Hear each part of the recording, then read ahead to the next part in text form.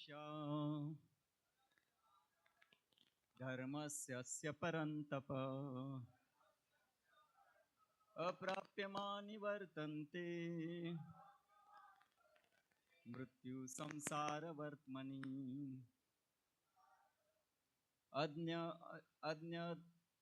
अज्ञश्च अश्रद्धानश्च संशयात्मा विनश्यति नायं लोकस्ति न परो न सुखं संशयात्मना. तर सुंदर हे भगवद्गीतेमध्ये 2 श्लोक आहेत ज्याच्यामध्ये श्रद्धेविषयी वर्णन केलेलं आहे. कधी कधी श्रद्धा या शब्दाचा अर्थ लोक म्हणतात हा आमची श्रद्धा आहे. भगवंत आहेत का? आहेत. नाम खरं आहे का? आहे. शास्त्र खरे आहेत का? आहेत. तर श्रद्धा या शब्दाचा हा अर्थ नव्हे. याला लौकिकता म्हणतात, की ज्या वेळेला आपला म्हणतो की भगवंत आहेत का? तर आहेत. शास्त्र खरी आहेत का? तर आहेत. तर हे याला सत्य म्हणणं किंवा याला स्वीकार करणं म्हणजे श्रद्धा नव्हे. तर श्रद्धेचा जो खरा अर्थ आहे त्याची थोडीशी चर्चा आपण या संपूर्ण सत्रामध्ये करणार आहे. गेली अनेक वर्षांपासून आम्ही याच्यावर चर्चा करतो, अनेक वर्षापासून. हा टॉपिक संपलेला नाही अजून. एवढी मोठी श्रद्धेचा अभ्यास आहे. तर या 1-2 तासामध्ये मी तुम्हाला काय सांगणार आहे, पण ऍटलिस्ट एक ओळख तरी, श्रद्धेची ओळख काय ते तरी करण्याचा आपण प्रयत्न करू. तर इथे भगवान श्रीकृष्ण विशेष करून श्रद्धेचं महत्व काय आहे याचं वर्णन सांगतायत, की ज्याच्याकडे श्रद्धा नाही तो या धर्माच्या मार्गावर, या भक्तीचा जो धर्म आहे या धर्माच्या मार्गावर तो जरी चालत असेल, बघा, ज्याच्याकडे श्रद्धा नाही आणि असा व्यक्ती जर जो या धर्माच्या या भक्तीच्या मार्गावर चालत असेल तर त्याला मी प्राप्त होत नाही. म्हणजे केवळ श्रद्धा नसताना भगवंतांची भक्ती केल्याने भगवंत प्राप्ती होत नाही. म्हणून आपल्या आचार्यांनी आपल्याला भक्तीचे जे 9 सोपान दिलेले आहेत त्याच्यामध्ये श्रद्धा सुरुवात दिलेली आहे. आणि श्रद्धा अशी आहे, ज्या जन्मात आपल्याला श्रद्धा मिळते त्या जन्मात आपला शेवटचा जन्म असतो. वाक्य समजलं? ज्या जन्मामध्ये आपल्याला श्रद्धा प्राप्त होते तो आपला शेवटचा जन्म असतो. आणि अशी श्रद्धा प्राप्त करण्यासाठी अनेक जन्म घालवावे लागतात. तर श्रद्धा साधारण नाहीये. म्हणून म्हणलं ना, श्रद्धा म्हणजे फक्त असा पोकळ विश्वास नाहीये. आणि हेच एक कारण आहे की आपल्याकडं सर्व काय आहे. आपल्याकडं शुद्ध नाम आहे, विग्रह आहेत, प्रभुपाद आहेत, प्रभुपादांनी दिलेले शास्त्र आहेत, प्रभुपादांचे सगळे शुद्ध शिष्य आहेत, आपल्याकडं सगळा भक्त परिवार आहे, सर्व काही आपल्याकडे आहे. पण तरी सुद्धा हे सगळं शुद्ध असताना आपली प्रगती होत नाहीये. प्रगती 2 प्रकारची असते. एक असते बाहेरनं वाढणं, म्हणजे आपल्या सत्संगला पहिले 10 भक्त येत होते, नंतर 100 झाले, 120 झाले, मंदिर वाढत गेलं, मंदिर बनलं, अनेक भक्त आले, मोठा प्रचार चालू झाला.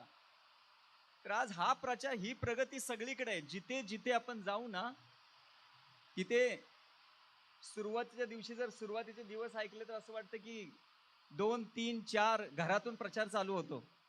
आणि काही वर्षांमध्ये तो प्रचार एवढा मोठा होतो की आपले विभाग वाढत जातो, प्रचार एवढा वाढत जातो, सगळे पुस्तक वितरण होतं, सगळं काही होतं. पण भक्तीमधली जी प्रगती आहे, श्रद्धा तू प्रेम, इथे ज्यावेळेला काय विचार केला जातो ना त्यावेळेला आपण थांबतो. तिथे आपलं ही बुद्धीच आहे ती बंद पडते, की आतून काय होत नाही, आतून बदल होत नाही, बदल बाहेर चाललेला आहे. म्हणतात ना, वैष्णव बनण्यासाठी किती वेळ लागतो. पॅन्ट शर्ट काढा, डोक्याचे मुंडन करा, तिलक लावा, धोती कुर्ता घाला, गळ्यात माळ घातली, वैष्णव झाला. बाहेरून वैष्णव होणं खूप सोपं आहे, पण आतून आपल्याला वैष्णव बनण्यासाठी अनेक जन्म घालवावे लागतात. आणि का अनेक जन्म? कारण श्रद्धा नाहीये. आणि म्हणून इथे भगवंत म्हणतायत की ज्याच्याकडे श्रद्धा नाही त्याला मी कधीच अप्राप्य, कधीच प्राप्त होणार नाही. म्हणून श्रद्धा गरजेची आहे. आणि दुसरं असं की ज्याच्याकडे श्रद्धा नाही म्हणजे त्याच्याकडे संशय आहे, आणि संशयात्मा विनश्यती म्हणजे. आणि म्हणून हा खूप एक महत्वाचा भाग आहे, आपल्या चर्चा करणं खूप गरजेचं आहे की ही श्रद्धा आहे काय, आणि या श्रद्धेला जर आपण प्राप्त करायचं असेल तर काय करायला पाहिजे, आणि श्रद्धा म्हणजे काय. तर थोडं आपण आजची परिस्थिती काय त्याचा विचार करू.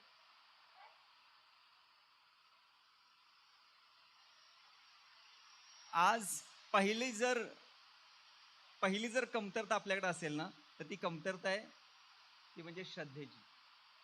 तुम्हाला मी एका शब्दाचं श्रद्धेची व्याख्या सांगायची. श्रद्धा म्हणजे परिपूर्ण शरणागती. ज्याच्याकडे श्रद्धा आली ना, तो व्यक्ती पूर्ण शरणागत होतो. कुणाला? गुरु कृष्णांना. तो त्याचं सगळं घरदार विसरून देतो. घरची काळजी कसं होईल, परिवार कसा चालेल, याच्याविषयी तो काही विचार करत नाही. त्याला श्रद्धा बोललेला आहे, परिपूर्ण श्रद्धा. आणि ज्या वेळेला असं काही बोललं तर त्याला घाबरत जातो आपण, हे बाप रे, असं काही असतं का. जशी ती 3 टाळीची गोष्ट माहितीये ना, ती श्रद्धा आहे.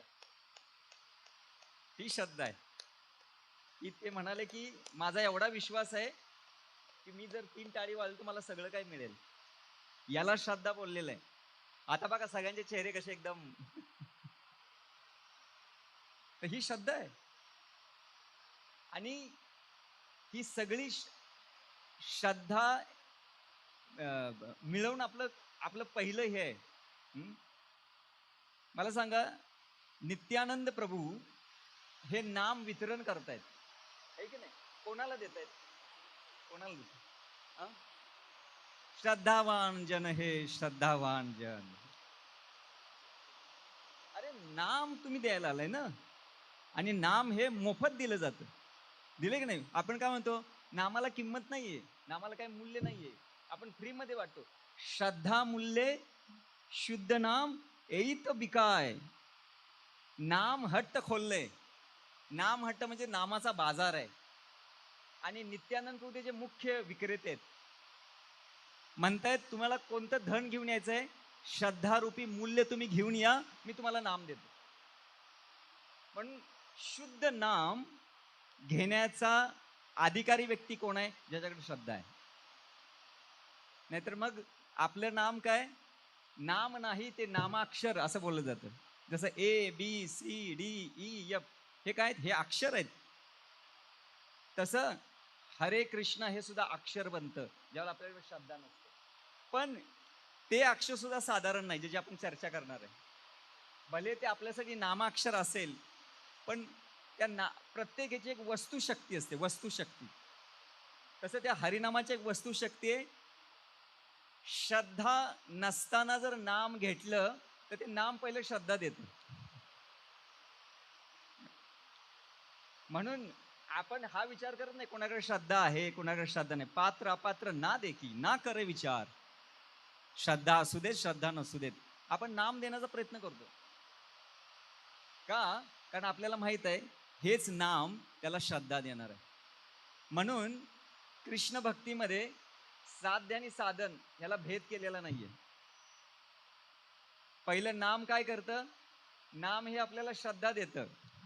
हा बरोबर आहे. आणि श्रद्धा दिल्यानंतर तेच नाम आपल्याला प्रेमापर्यंत घेऊन जाऊ शकतं. म्हणून भक्तीमध्ये साध्य साधन हे वेगळं नाही. म्हणून आजची जी परिस्थिती आहे ना, आज आपल्याकडे जी श्रद्धा आहे, ज्याला आपण पुढे जाऊन चर्चा करू, त्याला शास्त्रीय श्रद्धा बोलतो. शास्त्रीय श्रद्धा किंवा तात्विक श्रद्धा. श्रद्धा ही श्रद्धाचे प्रकार आहेत. एक आहे शास्त्रीय श्रद्धा, एक आहे लौकिकी श्रद्धा, एक आहे पारंपरिक श्रद्धा, एक आहे स्वाभाविकी श्रद्धा, एक आहे बलात् उत्पादिका श्रद्धा. अशा अनेक श्रद्धा आहेत. आणि त्यातल्या कुठेतरी शास्त्रीय श्रद्धा जर सोडली तर बाकीच्या कुठल्या त्या एका श्रद्धेमध्ये आपण बसलोय, आपल्याला वाटतं यस आहे, पण लक्षणं दिसत नाहीत. लक्षणं खूप मोठी आहेत. तर पहिली गोष्ट म्हणजे प्रत्येक कृष्ण भावना भावित ज्याला कृष्ण भावनेचं आपल्या जीवनामध्ये पालन करायचं ना, त्याची पहिली पात्रता आपल्या आचार्यांनी दिलेली आहे, ती म्हणजे श्रद्धा. अधो श्रद्धा. आधो आधो म्हणजे प्रारंभी आपल्याकडे श्रद्धा हवी, आणि मग तिथून आपली जी काही भक्तीची जी काही भक्तीचा जो प्रवास आहे तो चालत जातो. तर म्हणून आजची परिस्थिती अशी आहे की आपल्याकडं श्रद्धेची थोडीशी कमतरता आहे, आणि श्रद्धेची कमतरता असल्यामुळे काही दिवस झाल्यानंतर आपण स्पर्धा करतो, भेद करतो, दोष बघतो, अपराध करतो, आहे की नाही? एकमेकांचं पटत नाही, हा नको, तो नको, तो नको, हे नको. हं? आज आज आहे ना, बऱ्याच वेळेला आपल्याला समस्या निवारण करण्यामध्ये खूप वेळ जातो. आपल्याला कधी कधी आहे ना, सत्संगासाठी ना वेळ दिला जातो, 1च तास बोलायचं. मीटिंगला वेळ नसतो. मीटिंगला वेळ नाही, मीटिंग दिवसभर चालते आणि रस येतो आपल्याला.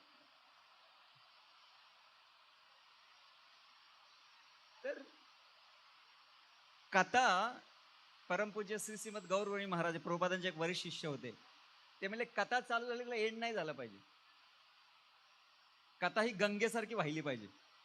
जसं आपण ज्याला कार्तिक यात्रेमध्ये जातो ना, महाराज बोलतात गंगा गंगा वाहते गंगा. तर ऍक्च्युली कथा ही गंगेसारखी वाहिली पाहिजे, आणि मग त्यात आपण स्नान केले, आपल्या जीवनाचं कल्याण होतं. म्हणून गंगेला कधी स्टॉप नसतं करायचं, कधी नाही, टाइम नाही द्यायचं, पण द्यावं लागतं. का? कारण श्रद्धेची कमतरता आपल्याकडे, म्हणून विवाद आहेत, म्हणून भांडण आहेत, म्हणून समस्या आहे, म्हणून स्पर्धा आहेत. ज्याच्याकडे श्रद्धा येते ना, त्याला कळतं की माझ्या जीवनाचा मार्ग आहे की मला अपराध नाही करायचं, मला कुणाची भांडण नाही करायचं, मला फक्त एकच करायचं आहे, जे काही माझ्या जीवनामध्ये येईल ना त्याला मला गपचूप सहन करायचं. का? कारण जो मार्ग मी पत्करलेला आहे तो मार्ग मला तिकडे घेऊन जाणार आहे. जर मी इथं भांडत बसलो, जर इथं मी स्पर्धा करत बसलो, जर मी इथं अपराध करत बसलो, मी कधीच प्रगती करणार नाही. एक कन्व्हिक्शन त्याच्या हृदयामध्ये आहे, म्हणून तो काहीही करत नाही, तो सहन करतो. आणि त्यालाच म्हणलेलं आहे, तत्तेनुकंपा सुष्मिक्षमानो भुंजान एवत ग्रहत विपाकम रुद्वाग वपुबी तद्धाम नमस्ते मुक्तिपदे. तर तो मुक्तीचा अधिकार, त्याच्याकडे श्रद्धा आहे. म्हणून तो जीवनामध्ये काही जरी आलं तर म्हणतो यस, हे माझंच भाग्य आहे. तो कोणावरही आरोप लावत नाही, कोणाला म्हणत तुमच्यामुळे आलं, तुमच्यामुळे आलं, तुमच्यामुळे कधी बोलत नाही. तू का? त्याच्याकडे श्रद्धा आहे. म्हणून ज्या दिवशी आपल्याकडे श्रद्धा येते ना, आपल्या जीवनातील सगळ्या समस्या मिटतात, सगळ्या सगळ्या समस्या मिटतात. आणि भगवद्गीता शिकवते की सर्व समस्येचं कारण काय, सगळ्या समस्येचं कारण काय? आपली स्वतःची इच्छा. माहिती आहे तो श्लोक आहे ना तिथे, अर्जुन म्हणतो की का बरं व्यक्ती पाप करतो? अतक्येन प्रयुक्तयम पापम चरति पुरुष. का व्यक्ती पाप करतो? आणि अनिच्छनपी वासनेय, पाप करण्याची इच्छा नाहीये, अनिच्छनपी. अरे, पाप करण्याची इच्छा नाहीये आणि पाप करतोय असं कसं काय म्हणता तुम्ही? पाप करण्याची इच्छा पहिली येते मग पाप होतं ना. त्या अर्जुन म्हणतो अनिच्छनपी, माझी अजिबात इच्छा नाही, तरी बलो देव नियोजित, मला कुणीतरी पाप करण्यासाठी प्रेरित करतंय, प्रोत्साहन प्रोत्साहन देते. त्याला कारण काय? तर भगवान म्हणतात कामेश क्रोधेश रजोगुण सम. काम म्हणजे काय? काम म्हणजे माझी स्वतःची इच्छा, आणि याला महाशन महापापमा म्हणलेलं आहे. तर आपला सगळ्यात मोठा शत्रू कोण आहे? आपली स्वतःची वैयक्तिक इच्छा. तुम्हाला पटतंय का?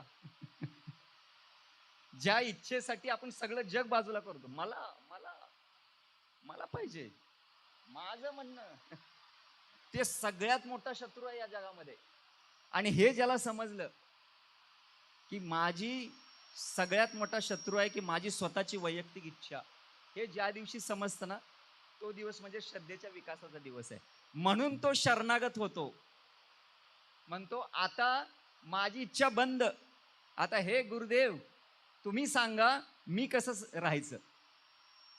जसं मी नेहमी ना आमच्या मुलांना एक हे देतो, कधी कधी भक्त म्हणतात की प्रभूजी मला माझं संपूर्ण जीवन प्रभुपादांसाठी वाहून द्यायचंय.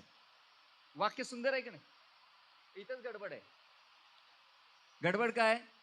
माझ्या स्वतःच्या इच्छेने मला प्रभुपादांना वाहून द्याल तर बोललं कसं पाहिजे, प्रभूजी तुम्ही सांगा की मी प्रभुपादांना कसं जीवन वाहून देऊ शकतो, तुम्ही सांगा. नाही तर मी ज्यावेळेला विचार करेन ना, मी माझ्या पद्धतीने विचार करेन आणि मग वरिष्ठांना काय अपेक्षित आहे ते बाजूला जातं. माझी इच्छा. मला जसं वरिष्ठ म्हणतात की आज या वर्षी पुस्तक वितरण नाही करायचं, नाही प्रभूजी, मला प्रभुपादांचं नाव सगळ्या जगामध्ये फिरवायचं आहे, मला पुस्तक वितरण करायचं, पुस्तक वितरण करून मला प्रभुपादांसाठी जीवन द्यायचं आहे. अहो पण या वर्षी आपल्याला नाही करायचं, या वर्षी दुसरं काहीतरी करायचं. नाही नाही नाही नाही नाही, तिथे शरणागती आहे तिथे. तर लक्षात ठेवा, आपल्या जीवनामध्ये सगळ्यात मोठा जर शत्रू कोण असेल तर ती आपली स्वतःची वैयक्तिक इच्छा.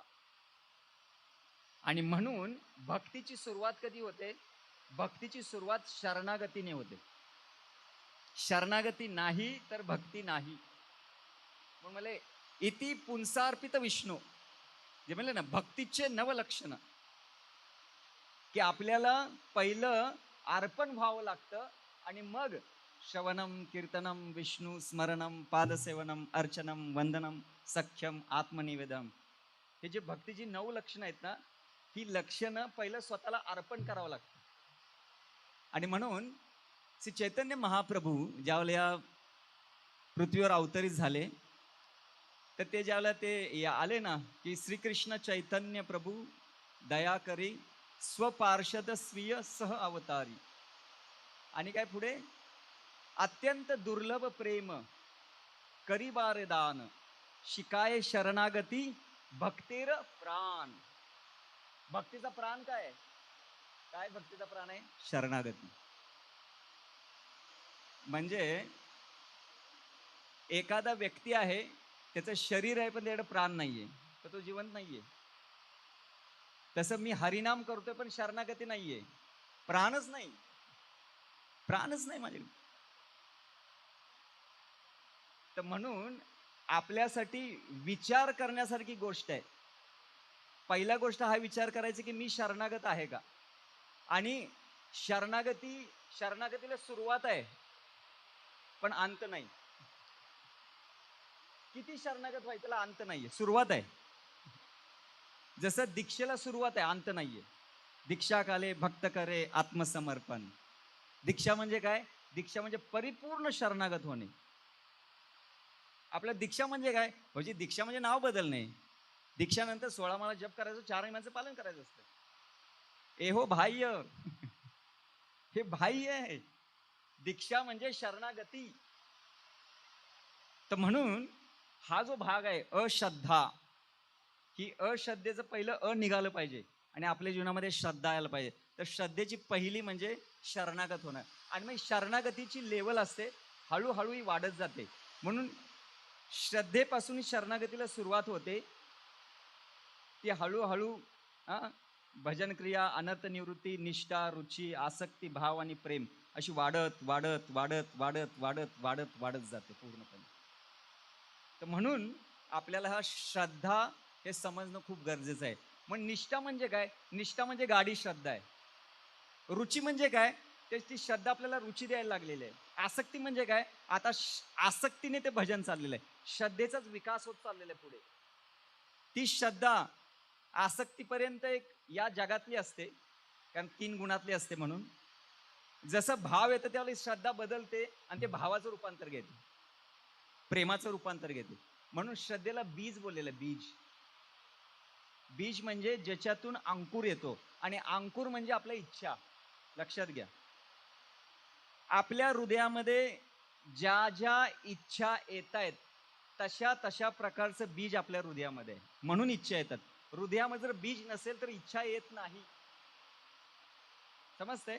म्हणून बीजाचं जे रोपण आहे ना, ते संघामध्ये होतं. ज्यावेळेला आपण संघ करतो ना एकमेकांचा, तर तिथं बीज आपल्याला मिळतं.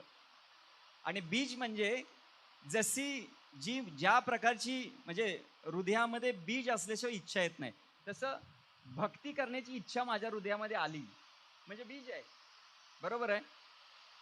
त्याच्यानंतर मला काहीतरी संसार करायचा आहे, मला काहीतरी मोठं काहीतरी गोष्ट करायची आहे, मला स्वतःच्या जीवनामध्ये काही गोष्टी करायच्या असतील, वेगवेगळ्या इच्छा आपल्या हृदयातून येतात. म्हणजे काय, वेगवेगळ्या प्रकारचे बीज आपल्या हृदयामध्ये आहेत.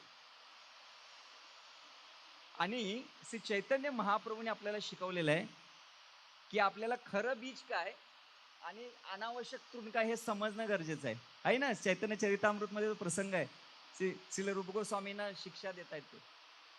तर तृण काय समजलं पाहिजे. म्हणून भक्तीचं बीज आपल्याला जर समजलं तर बाकीचे सगळे अनावश्यक तृण आहेत. आणि भक्ती म्हणजे काय, भक्ती म्हणजे दुसऱ्यासाठी जगणं. हे एकच बीज आहे आपल्या हृदयात, बरोबर. आणि बाकी सगळी जी बीज आहेत ना, ते आपल्यासाठी जगण्यासाठी, माझ्यासाठी, माझ्यासाठी, माझ्यासाठी. त्या सगळ्या बीजांना असं बाहेर काढायचं आणि त्या भक्तीच्या बीजावर पाणी टाकायचं. त्याला अनर्थ निवृत्ती म्हटलेलं आहे. ती आहे अनर्थ निवृत्ती. की सगळी बाकीची बीजे, जे मला करायचंय, मला करायचंय, मला करायचंय, असं व्हायला पाहिजे, तसं व्हायला पाहिजे, माझी इच्छा, माझी इच्छा, माझी इच्छा, अशी असंख्य बीज आपल्या हृदयामध्ये बसलेले आहेत. या सर्व बीजांना आपल्याला बाजूला करून जे भक्तीचं बीज, गुरु कृष्ण प्रसादे पाये भक्तिलता बीज, जे भक्तीचं बीज हे गुरु कृष्णांच्या कृपेने आपल्याला प्राप्त झालं, त्यालाही आपण धारण केलेलं आहे. पण ते फार कोमल आहे. आणि ते कोमल असल्यामुळे अनावश्यक इच्छा नाही म्हणण्याची शक्ती आपल्याकडे नाहीये. ज्यावेळेला श्रद्धेची शक्ती वाढते ना, त्यावेळेला अनावश्यक कोणताही विचार जरी आला ना, त्याला म्हणतात नाही. जसं yes to Krishna, no to Maya. ही बोलण्याची शक्ती कशामध्ये, श्रद्धेमध्ये, त्या बीजामध्ये. तर म्हणून हा एक महत्वाचा भाग आहे की भक्तीमध्ये जर आपल्याला खणखणीत प्रगती करायचं असेल, आतून, आतून, बाहेरून आहे, आतून, तर आपल्याकडे पहिली गोष्ट म्हणजे आपल्या जीवनामध्ये भक्कम श्रद्धा पाहिजे. पण आजची परिस्थिती अशी आहे, आजची परिस्थिती अशी आहे की जर श्रद्धा आहे पण ती कोमल आहे. असं नाही की श्रद्धा नाही आपल्याकडे, आपल्याकडे श्रद्धा आहे. या मंदिरमध्ये पहिल्यांदा जो व्यक्ती येतो, पहिल्यांदा इथं आल्यानंतर तो प्रसाद घेतो, भगवंताचं दर्शन घेतो, हा, तर त्याच्या हृदयामध्ये श्रद्धेचं बीज रोपण व्हायची सुरुवात झाली. पहिल्यांदा आलेला आहे तो. काय हरे कृष्ण बोलला नाही, काय फक्त आला इथं, तर त्याच्या हृदयामध्ये श्रद्धेचं बीज स्थापन करण्याचं जे काय सुरुवात आहे ती चालू झाली. तसं आपल्या हृदयामध्ये श्रद्धेचं बीज चालू आहे. ज्यावेळेला ती गाडी होतं ना, त्या परिपूर्ण तिथून अंकुर फुटतो, पुढे अंकुर फुटायला चालू होतं. तर म्हणून हा एक भाग आहे की आजची आपली जी परिस्थिती आहे ना, ती थोडीशी आपली जी श्रद्धा आहे ना, ती फार कोमल आहे, किंबहुना ती स्वाभाविकी आहे, किंबहुना ती बलात् उत्पादिक आहे. बलात् उत्पादिका म्हणजे काय, एक जोरदार प्रवचन ऐकले की प्रभूजी मी शुद्ध भक्त होणार, एका प्रवचनात. का, आज ऐकलं आम्ही की आज आम्हाला चांगलं भक्ती करायची, यस. आणि जसं हळूहळू हळू मायेचं विस्मरण द्यायला चालतं, पण आपण विसरून झाल्यामध्ये बलात् उत्पादे, कुठून तरी बल मिळालं, आतून नाहीये. ती स्वतःची इच्छा नाहीये, ती कुठून तरी घेतली, कुठून तरी आली. म्हणून जोपर्यंत आपली गाडी श्रद्धा होत नाही तोपर्यंत बलात् उत्पादक घ्यावंच लागतं आपल्याला. म्हणून सत्संग, श्रवण उत्सव काय आहे, श्रवण उत्सवाचा अर्थ हाच आहे, आपल्याला स्वतःची श्रद्धा नाहीये. आणि म्हणून एक भक्तांच्या संघामध्ये येऊन आपल्याला श्रद्धेचा विकास करणं खूप गरजेचं आहे. म्हणून ज्या दिवशी श्रद्धा येते ना, आपल्या जीवनातील सगळ्या समस्या मिटतात. कारण समस्याचं कारण आहे माझी स्वतःची इच्छा, मला असं वाटतं. ज्या वेळेला हे बंद होतं ना, की मला असं वाटतं, आपलं जीवन शांत होतं. भोक्ताराम यज्ञतपसाम सर्व लोक महेश्वरम सुहृदम सर्वभूतानाम ज्ञात्वा माम शांती मृच्छते. तो शांत होतो, शांत. त्याला त्याच्या स्वतःची इच्छा अशांत बनवतायत, शांत होतो तो. का, त्याला समजतं आपलं काय नाही, ते दुसरे आहेत, कृष्ण भोगतायत, कृष्ण स्वामी आहेत, कृष्णच महेश्वर आहेत, तेच नियंत्रक आहेत. मी भोगता नाही, मी नियंत्रक नाही, मी करता नाही. हे श्रद्धा आहे. श्रद्धेची बघा, ही श्रद्धा आहे. श्रद्धा आली, सगळं समजलं. आणि यालाच म्हणलेलं आहे संबंध तत्व. ज्याच्याकडे श्रद्धा आहे त्याचं संबंध तत्व गाढ आहे. संबंध म्हणजे कृष्ण कोण आहेत, भगवंत. जसं आज भगवान प्रभू बोलत होते, सगळं संबंध तत्व बोलत होते, धडाधड. त्याने आलं ना बळ, अरे काय प्रभूजींनी प्रश्न विचारला, ते सगळं कसं शरीर फिरतं, हे संबंध तत्व आहे. असं फिरावं लागतं, मला नाही फिरायचं. ही श्रद्धा आहे, हे संबंध तत्व आहे. ज्याला समजतं ना, आत आला ना विश्वास आपल्याला, नाही बाबा हा जन्म नाही वाया घालवायचा, हे संबंध तत्व आहे, ह्याला श्रद्धा म्हणायचं. श्रद्धा खूप मोठी गोष्ट आहे. तर याची जर कमतरता असेल तर निश्चित आपल्या स्वतःच्या जीवनामध्ये गोंधळ निर्माण होतो. आणि असा गोंधळाला व्यक्ती ज्यावेळेला सत्संगामध्ये येतो तो दुसरीकडे गोंधळ घालतो. म्हणून गोंधळात गोंधळ.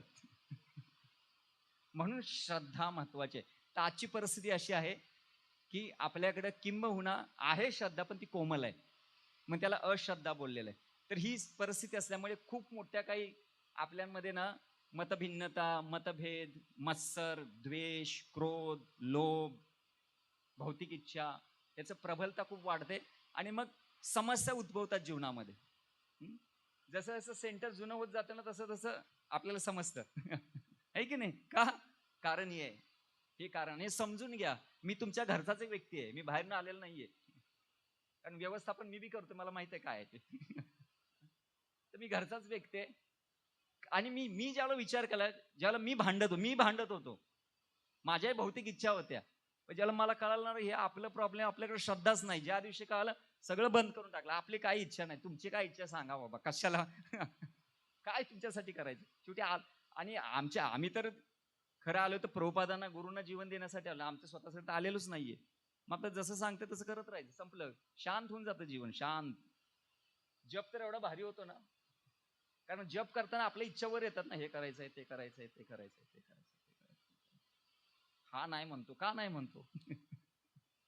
एकदम शांत, सगळं जीवन शांत. भक्ती अशी गंगेसारखी वाहते, आणि भक्ती म्हणजे गंगेसारखी वाहिली पाहिजे. तर तो भाग आहे. म्हणून आजची परिस्थिती एवढी अशी विचित्र का होते, असे का होते? कारण श्रद्धेची कमतरता आहे.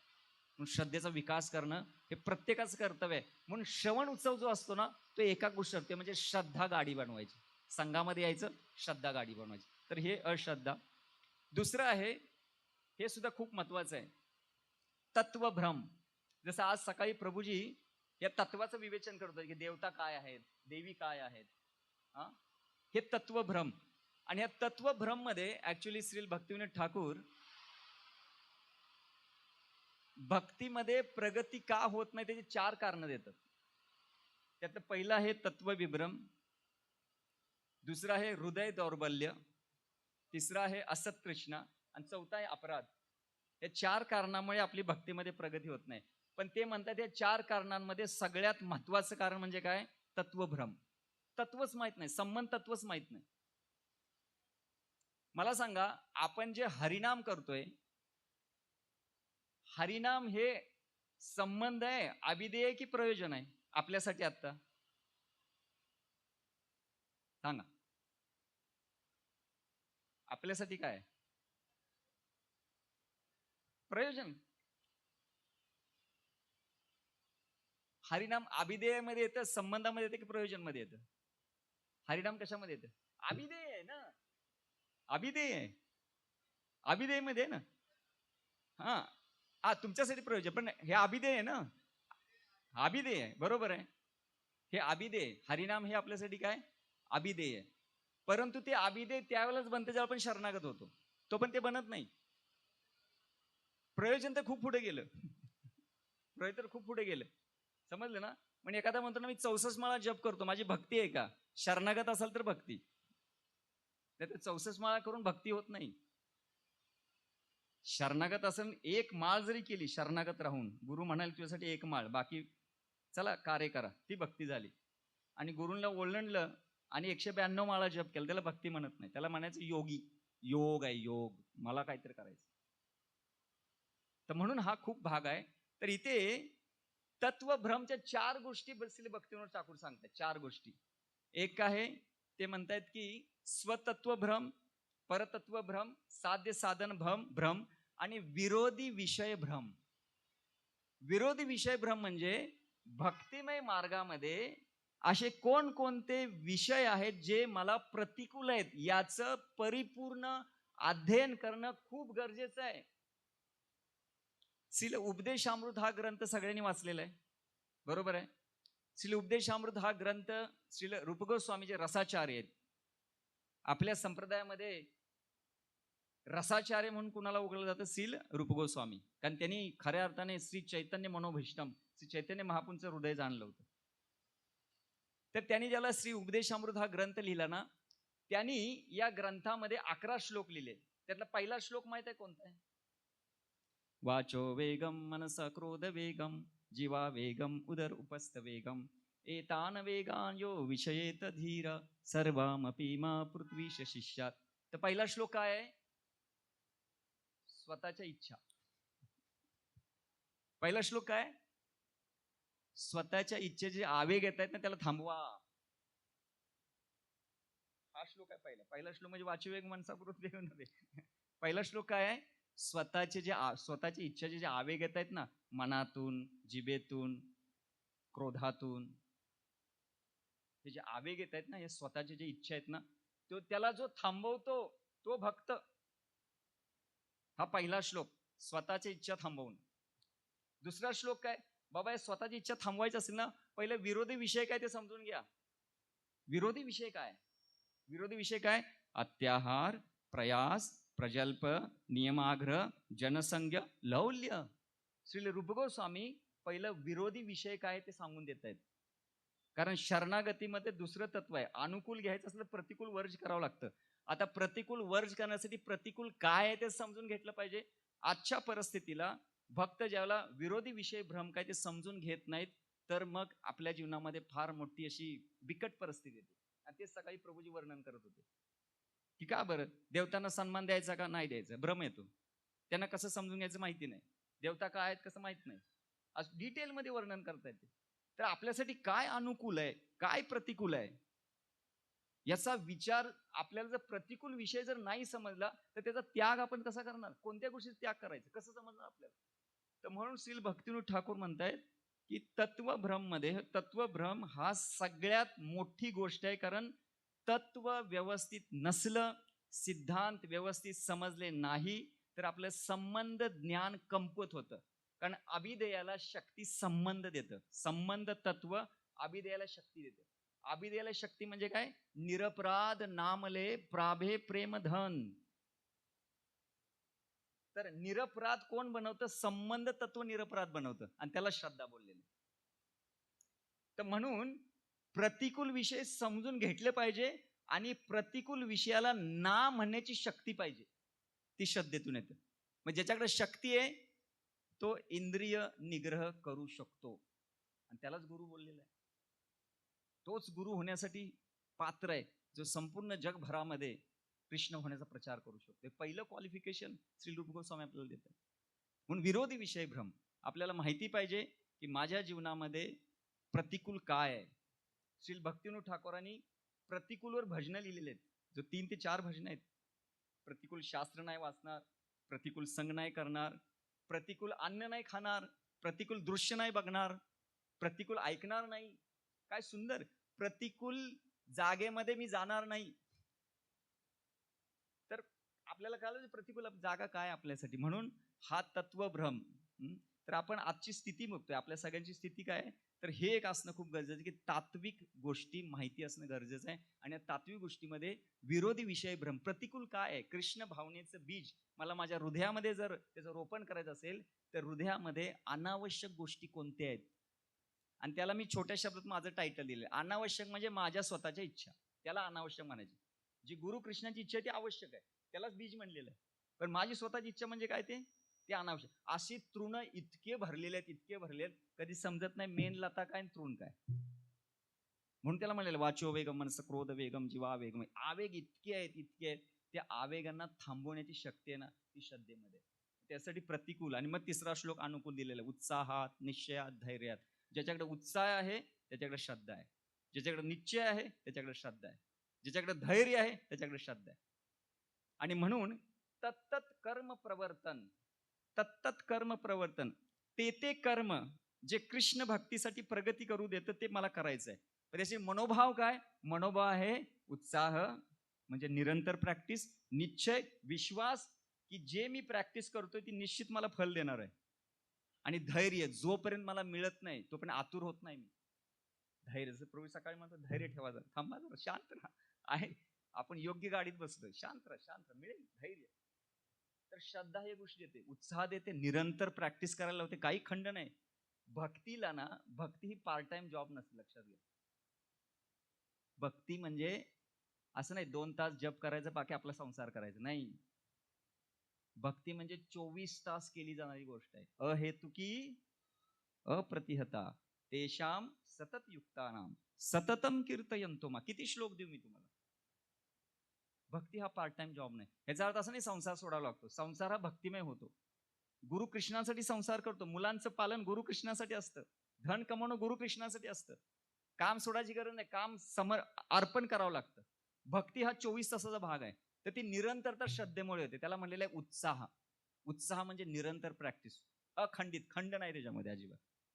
निश्चय म्हणजे विश्वास आणि धैर्य म्हणजे जोपर्यंत मिळत नाही तोपर्यंत त्याच शक्तीने, त्याच जोमाने तो लढायला चालू करतो. तर हा मनोभाव आहे. आणि मनोभाव घेऊन तत्त कर्म प्रवर्तन करायचं. मनोभाव घेऊन. समजलं? नुसतं तत्त कर्म प्रवर्तन करतो मनोभाव नाही. मनोभाव म्हणजे उत्साह, निश्चय, धैर्य नाहीये. तर तत्तर कर्म प्रवर्तन करताना समस्या येते मग. तर म्हणून हा एक तत्वभ्रम हा एक महत्वाचा भाग आहे. त्याला आपण जीवनामध्ये समजून घेणं आणि त्याला टाळण्याचा प्रयत्न करायचा. जोपर्यंत आपली गाडी श्रद्धा नसते, त्याला आपण संघामध्ये येऊन, संघाची शक्ती घेऊन अशा विरोधी विषयांना ना बोलण्याची शक्ती घ्यायची असते.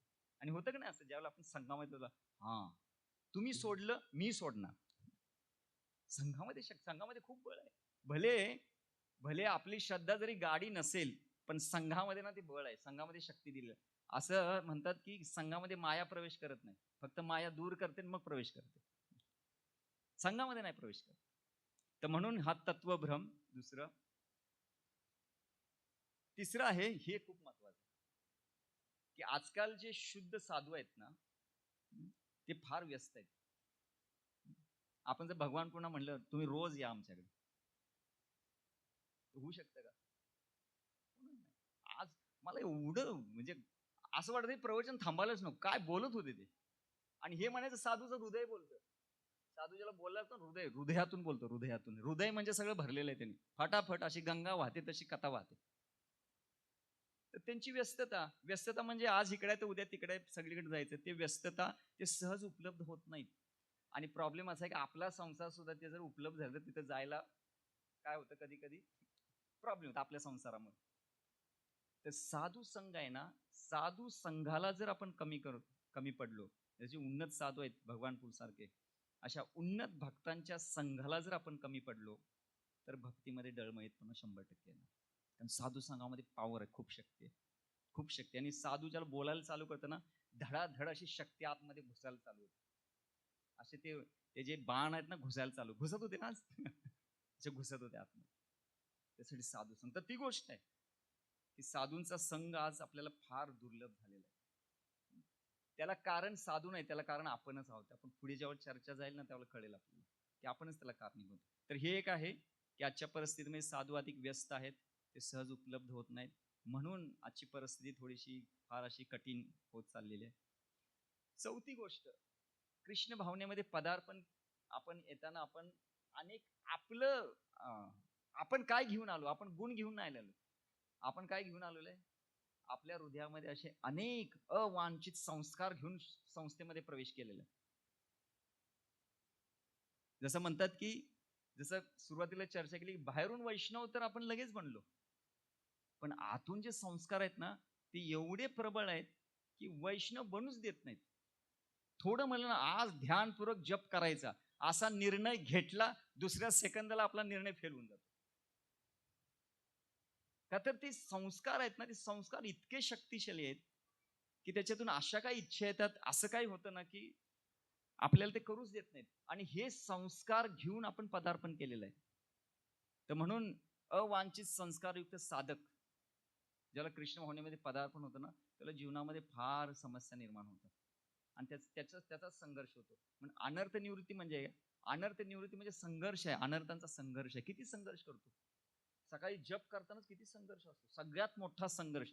आज कृष्ण भावनेतील प्रत्येक साधक जर एका कोणत्या गोष्टीला संघर्ष करत असेल, तर ते म्हणजे हरे कृष्ण महामंत्राचा जप करायचा. मी परम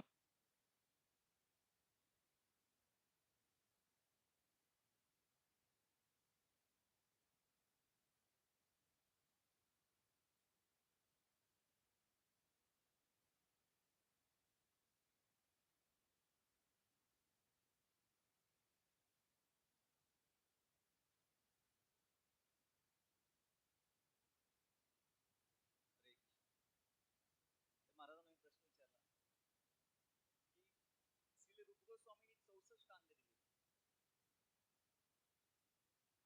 कोणतंही अंग कृष्ण प्रेम देऊ शकतं, देऊ शकतं की नाही? कोणतंही अंग एवढी प्रबळ त्याच्या अंगामध्ये. तर मग प्रभुपादांनी 16 माळा जप करायला का लावलं? त्याविषयी कीर्तन करा 2 तास सकाळी उठा. सकाळी ना जसं आपली मंगलारती झाली ना, इष्टाष्टक नामार्पण झाले 2 तास कीर्तन करायचं. करू शकतो ना आपण कीर्तन, काय प्रॉब्लेम आहे? मला सांगा कीर्तनामध्ये किती जणांना विक्षेप येतो? चला आपण हरे कृष्ण कीर्तन मस्त नित्य करतो. किती जणांना विक्षेप येतो? मला वाटतं कोणाला विक्षेप येत नाही, कोणाला झोप येते. सगळे विसरून जातो ना आपण. दंग होऊन जातो. पण जसं हरिनाम स्वतः घ्यायला चालू केले की कुठे असतो आपल्याला तेच कळत नाही. आपण कुठे असतो? आपण कुठे असतो हेच कळत नाही. तर मी महाराज म्हणले की कशासाठी एवढा एवढा संघर्ष प्रत्येक व्यक्ती संघर्ष करतोय. तर गरज नव्हती आणि श्री रूप गोस्वामींनी जपाला गौण अंग केलेलं आहे. कीर्तनाला 5 जे अंग आहेत, साधू संघ, नाम कीर्तन, भागवत श्रवण, श्रीमुक्ती, श्रद्धा आहे, सेवन आणि धामवास. 5 शक्तिशाली अंग दिले. नाम जप हा अंग नाहीये, नाम कीर्तन अंग आहे, संकीर्तन अंग दिलेलं आहे. मग रोज रोज आपल्याला असं आहे का एखाद दिवस सुट्टी, बाबा रविवार आला आज जप करायला सुट्टी, तर शांत झोपतो? नाही ना. मला सांगा, आमच्याकडे मुले येतात ना, ते म्हणतात प्रभूजी जर सकाळी उठलं नाही, माझं जप झाला नाही, तर दिवसभर तेच टेन्शन राहतं, जप कधी करणार. आणि बाहेरचे लोक त्यांना जर 9 वाजता कंपनीच्या गेटवर जायचं तर 8:30ला उठून आंघोळी करत नाही आणि बिंदास हसत, जसे काय मुक्त जीवात्मा आहेत, हसत हसत कंपनीमध्ये जातात, कंपनीमध्ये जाऊन स्नान करतात, त्याच्यावर काही फरक पडत नाही. आपले साधक जो जो सकाळी लेट उठला त्याला दिवसभर चिंतन राहते, मी 16 माळा जप कधी करणार, दिवसभर ह्या चिंतनामध्ये काम चालतं. आणि हे मुक्त जीवात्मे ना काही फरक पडत नाही. म्हणजे ही जर एक गोष्ट, ही जर 16 माळा जप ही जर एक गोष्ट दिली नसती ना, काय जीवन झालं असतं.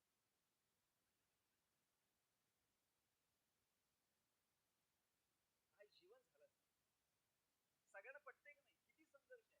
आणि शास्त्र त्याला प्रमाण आहे की जपच देऊ शकत नाही असं नाही, सगळे अंग देऊ शकतात. मग प्रभुपादांनी असं का केलं? तर महाराजांची एक स्टाईल आहे, अशी मारले ना हातातून, म्हणजे त्याला जातीचं भान नाही. त्याच्यातून मी समजून घेतलं की हे मेन आहे. मी भगवान पण हा प्रश्न विचारला होता, तुझे असं का? ते म्हणले आई ज्यावेळेला आपल्या बाळाला दूध पाजते ना, आईला जे वाटतं की दूध त्यासाठी आवश्यक आहे म्हणून तिला दूध पाजते. आईला वाटते का दूध नको, त्याला थोडं अन्न द्यायला पाहिजे, म्हणून अन्न देते. जसं आपण गपचूप जे प्रभुपादांनी दिले ते गपचूप घेतो, बोलायचं नाही का दिले. आणि हे महत्वाचं आहे.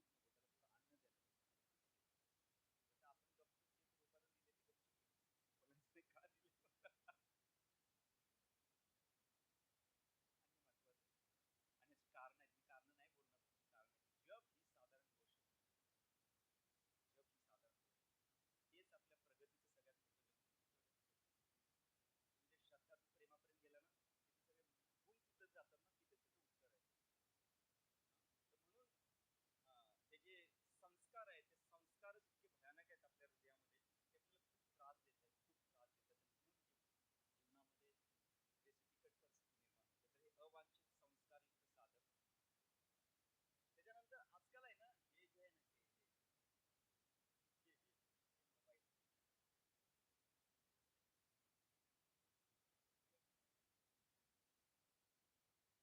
आजकाल आहे ना, अनेक भक्तांनी फोन केला होता ना, प्रभूजी आम्ही काही येत नाही, पण ह्यात रेकॉर्ड झालेला आहे माझं, बोलले ना तुम्ही, बोलले की नाही? हे भयानक आहे. ह्याला म्हणलेलं काय, इम्पर्सनल कम्युनिकेशन.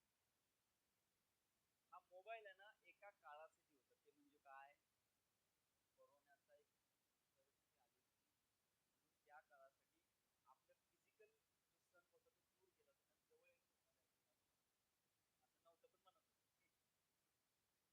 जवळ येणं धोकादायक होतं म्हणून अतिशय सुरक्षित अंतर ठेवा म्हणून त्या काळासाठी संपूर्ण जगभरामध्ये मोबाईल हे खूप प्रकर्षाने पुढे आले, आणि भक्तांनी त्याचा परिपूर्ण उपयोग केला.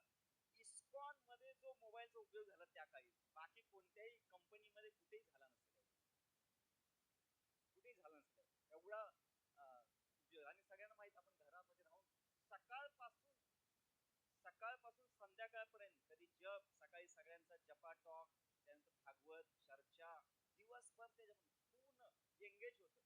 पण काय झालं, करोना निघून गेला, जी आपल्याला सवय लागली, आता मंदिर मध्ये थेट प्रवचन ऐकायला कुणीच येत नाही. प्रभूजी ऑनलाईन आहे ना, रेकॉर्ड होणार आहे ना, ठीक, काय प्रॉब्लेम आहे. आणि मी घरामध्ये मांडी मांडी घालून, बोला, काहीतरी पिणार, काहीतरी.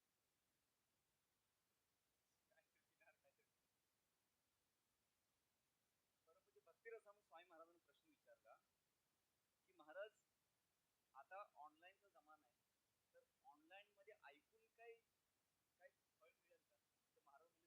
कसं मंदिरमध्ये सत्संगामध्ये जो प्रवचन बसून ऐकतात तसं तुम्ही मोबाईलवर ऐकता ऐकतो का आपला मोबाईल म्हणजे आपलं काहीतरी चालू असतं आणि मग मोबाईल चालू असतो जे ऑनलाईन कोर्स चालू होतो ना ऑनलाईन देवा देवा देवा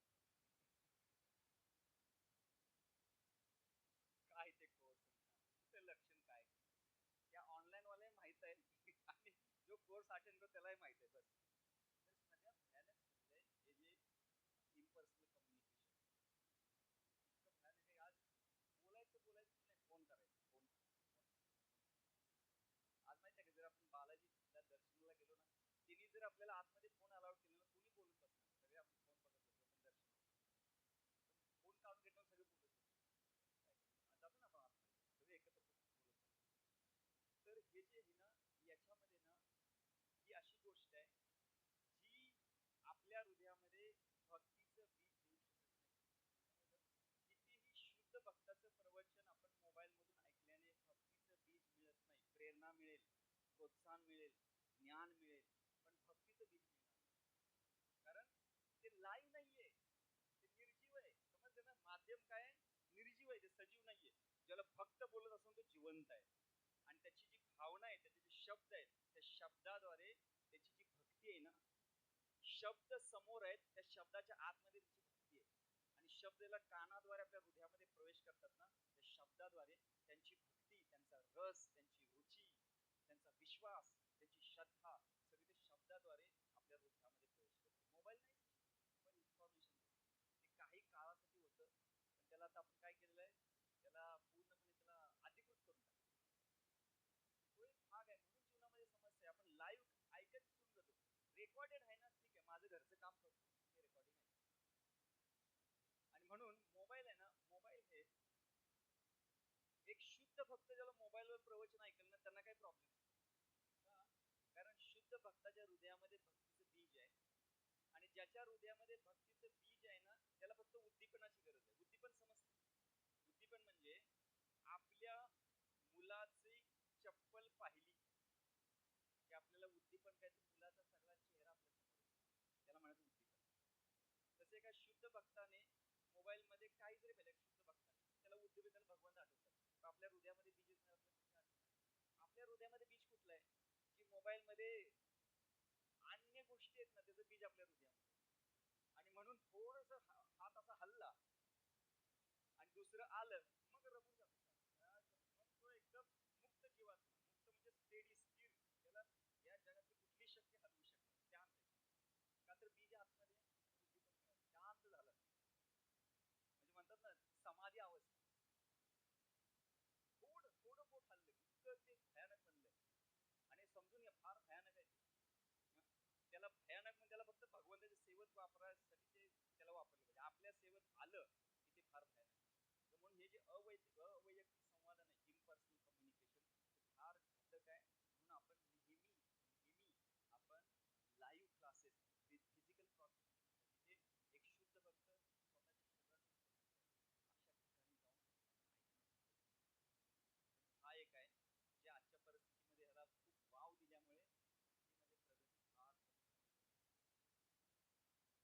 आणि हे त्याच्यावर गेली 2 दिवस आपण चर्चा केली मुक्त आध्यात्मिक बाजार कुणी या काही या मोबाईल मध्ये आज अनेक अनेक अनेक मोठमोठ्या साधू संतांचे क्लासेस आहेत कोणत्या संप्रदायाचं आहे काय आपल्याला काही माहित नसते आपल्याला वाटतं की सगळं चांगलं सगळ्याच पुतणीची कथा सांगतात ते कथा चांगली भगवंत लिहिल्यासाठी चांगले तर ते बुद्ध संप्रदायाचं आहे का सांगतात त्यांचा उद्देश काय जसं आम्हाला सांगितलेलं की एक व्यक्ती आहे त्यांनी संपूर्ण एक चरित्र लिहिलं भगवंताचं चरित्र सुंदर भगवंताची लीला अशी सुंदर लिहिली आणि शेवटचं वाक्य होतं ती लीला एवढी भरभरून लिहिली होती आणि ते वाक्य होतं म्हणून ज्याला आपण हे सगळं करतो ना आपण सुद्धा भगवंत बनतो म्हणजे त्यांनी जी 10 पाने लिहिलेत ना ती कोणत्या हेतूने लिहिलेली आहेत मला भगवंत बनायचं तो प्रत्येक शब्द हा मला भगवंत बनायचा आहे हे उद्दीपन घेऊन तिथं बसलेलं आहे ज्याला आपण तशी कथा ऐकतो त्याला आपल्या हृदयामध्ये शब्दाबरोबर ते बीज जाते की मला सुद्धा काय बनायचंय भगवंत बनायचंय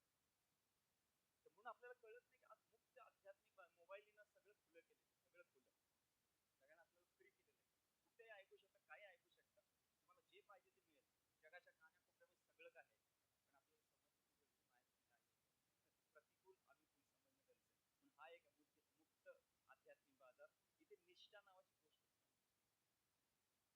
जे सांगितलं म्हणून ऐकणं, आपण ज्याचं ऐकतो त्याच्यासारखं बनण्याचा प्रयत्न करतो. जसं या जगामध्ये अनेक फिल्म स्टार आहेत ना, जो फिल्म स्टार एखाद्या व्यक्तीला आवडतो त्याची सगळी लाईफस्टाईल तो घेतो, लाईफस्टाईल त्याची कशी केस, त्याचं बोलणं, बरोबर. मी नेहमी म्हणतो, राग मानू नका, आपले शिक्षास्त्र आहेत ना, त्यांची सगळी त्यांची आप बोलतात ते सगळं तुम्ही हात जमा करा. आणि हे पाहिजे, हे तर फॉलो करायचं नाही आपल्याला. यालाच रागानुगा भक्ती म्हणतात. रागानुगा भक्ती म्हणजे काय? आपला हिरो कोणीतरी भक्त पाहिजे. तो कसा जप करतो, तो कशी सेवा करतो, तो भगवंतांची कशी भगवंताची नातं स्थापित करतो, तो भगवंताचं कोणत्या भावनेमध्ये भगवंताचं पूजन करतो, ती भावना जशी आहे तशी आपल्या जीवनामध्ये पालन करणं, त्याला रागानुगा भक्ती म्हणतात. फक्त तो रागात्मिका भक्ती पाहिजे, पण हा एक भाग आहे. महाजनाने गतास पंथ, यद यद आचरती श्रेष्ठ तत्त एव इतर जन. हा नियम आहे, बरोबर आहे ना? हा नियम आहे. तर म्हणून आपण ज्यांच्या संघामध्ये राहतो, आपण ज्यांचं ऐकतो, आपण ज्यांच्या बरोबर मित्रत्वाची नाती स्थापन करतो, ज्याची फिजिकल प्रॉक्सिमिटी, ज्यांच्या फिजिकल प्रॉक्सिमिटी मध्ये आपण आहोत ना, तशी निष्ठा आपल्या हृदयामध्ये कशी पाहिजे? आपण कोणाचं ऐकलं पाहिजे, कोणाचं सांगितलं पाहिजे. ज्यावेळेला श्री चैतन्य महाप्रभूंना विचारलं की वैष्णव आचार काय? आता वैष्णव आचार म्हणजे काय? तुम्हाला वैष्णव आचार म्हणजे 4 नियम पालन केलं पाहिजे, सोळा जप केला पाहिजे, चांगलं वाचलं पाहिजे, बरोबर, आरती केली पाहिजे, सेवा चांगली, हे आचरण आहे ना? ते म्हणजे हे आचरण नाही. असत्संग त्याग ही वैष्णव आचार एका शब्दामध्ये सांगितलं त्यांनी. किती महत्वाचं आहे. तर म्हणून आपल्याला जर निष्ठा ठेवायची असेल तर मुक्त व्यासपीठ म्हणतो ना, मुक्त आध्यात्मिक बाजार आहे ना, तिथे आपल्याला कुठेतरी त्याला कुंठित करावं लागेल. आणि ऐकांतिक, ऐकांतिक म्हणजे एक निष्ठता अनुभूती असते, आणि त्यालाच शरणागती म्हणतात. त्यालाच शरणागती म्हणतात. जसं एखाद्या व्यक्तीला, जसं एक पतिव्रता नारी असते ना, पतिव्रता नारी म्हणजे काय? की आपल्या पतीला पूर्ण शरणागत आहे. जसं आपले पती कोण आहेत? गुरु आणि कृष्ण आपले पती आहेत.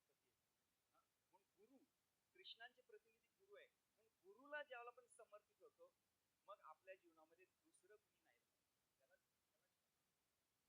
आता मी त्या व्यक्तीला पूर्णपणे शरणागत झालेलं आहे, त्यांचं वचन माझं कार्य, त्याला शरण, त्यांचं वचन ते बोलणार मी करणार, मी बोलणार ते करणार, ते बोलणार मी करणार. तर म्हणून हा एक महत्वाची गोष्ट आहे, साहजिक मुक्त आध्यात्मिक बाजार. इथे कोणतीही निष्ठा नाहीये, पण निष्ठा ठेवण्यासाठी आपण स्वतःला फार असं एक्सक्लुझिव्ह करणं खूप गरजेचं आहे, की मला हेच करायचं, मला हीच गोष्ट, माझा हा मार्ग आहे, माझा हाच रोड आहे, माझे हेच भक्त आहेत, माझे हेच गुरु आहेत, हाच सत्संग आहे, हेच प्रभुपाद, हेच भागवत. भक्तिशास्त्र सोडून मी दुसरं कोणतंही वाचणार नाही. नाही तर आध्यात्मिक बाजार मोठा आहे, काही वाचू शकत नाही, मला हेच वाचायचं. तर अशा पद्धतीने हा एक मुक्त आध्यात्मिक बाजार. आणि सातवा म्हणजे धैर्याचा अभाव. सकाळी भगवान बोलले धैर्यच नाही. धैर्य का नाही? कारण आज आपण मोबाईलला एखादी गोष्ट मागितली तर ते काय करतं? लगेच देत. त्याला कुठली गोष्ट लगेच देते, तुरंत एकदम असं फटके आपल्याला देते, हे घे लगेच. मोबाईलला मागितलं, टीव्हीला कंट्रोल केले, ते टीव्हीला असं चॅनल लावलं, लगेच आपल्या मना पद्धतीने टीव्ही बरोबर चॅनल बदल, जे पाहिजे ते देते आपल्याला. आणि झालं काय? आपल्याला ती सवय झाली, इन्स्टंट सवय झाली, इन्स्टंट. आणि मग जप केल्यानंतर वाटतं इन्स्टंट काम मिळतं. अहो ते मिळणार नाही. ते काही टीव्ही मोबाईल किंवा ते हे नाहीये, आपलं ते AI नाहीये, त्याला मागितलं ते धाड धाड धाड सगळं सांगून देणार, ते नाही देणार. तशी सवय लागते.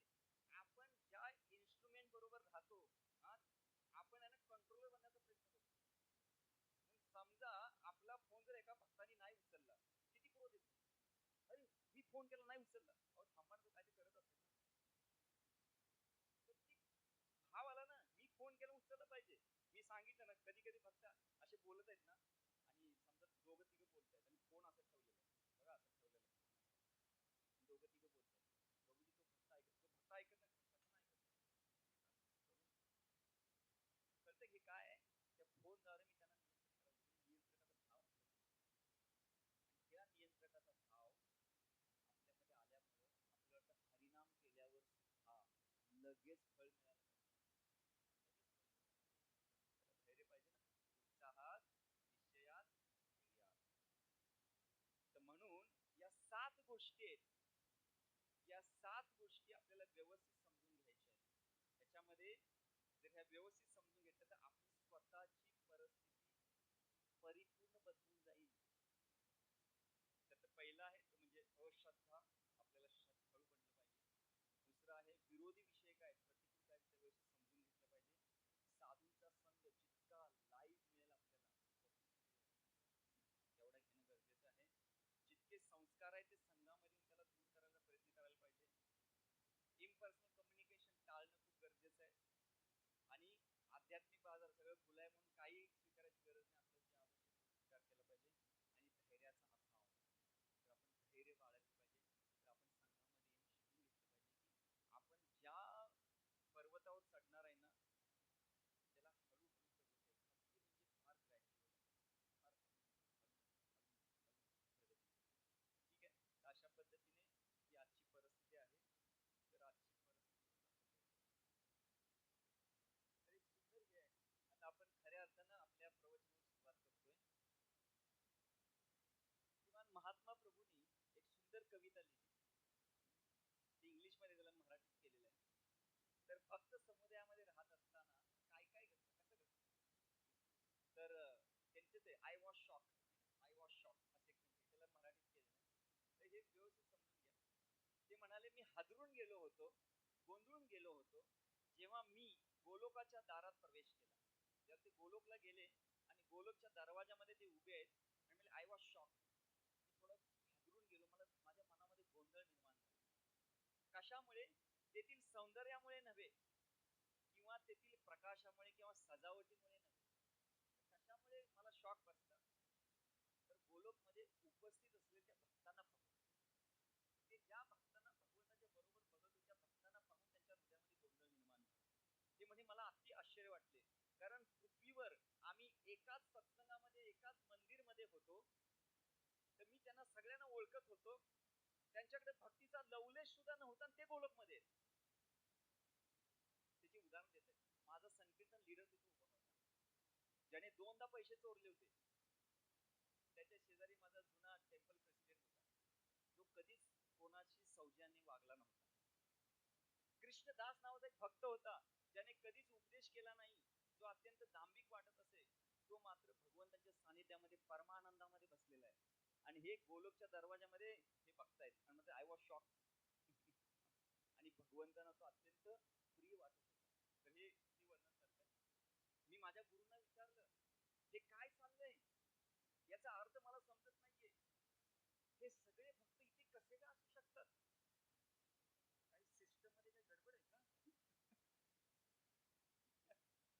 काही सिस्टम मध्ये काही गडबड आहे का? काही सिस्टम मध्ये काही गडबड आहे का? तर बघा. आणि आणि ते म्हणतात की तुम्ही इकडे तुम्ही इतके शांत का आहात, तुम्ही मला एवढे गंभीर का वाटत. भक्तांना म्हणतात तुम्ही एवढे शांत का झाला, तुम्ही इतके गंभीर का वाटत आहात, मला काहीतरी सुगावा द्या. त्यावेळेला समोरून आवाज, शांत हो प्रभू. ते म्हणाले ते सर्वजण धक्क्यात आहेत, त्यांना स्वप्नातही वाटले नव्हते की तुम्ही इथे कसे काय.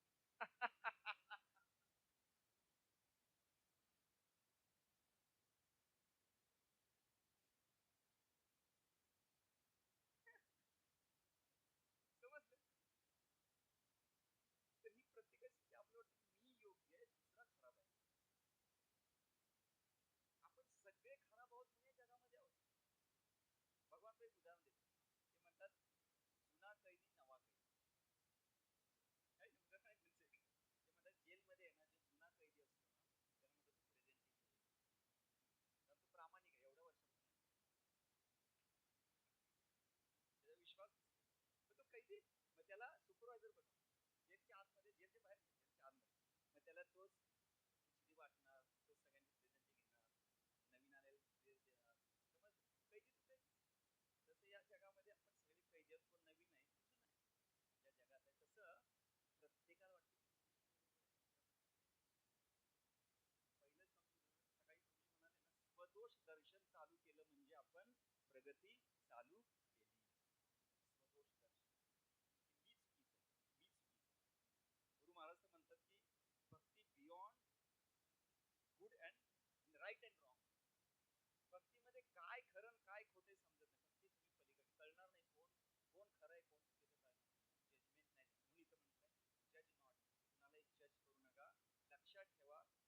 मंदिरात गेल्याने तुम्ही भक्त बनत नाही.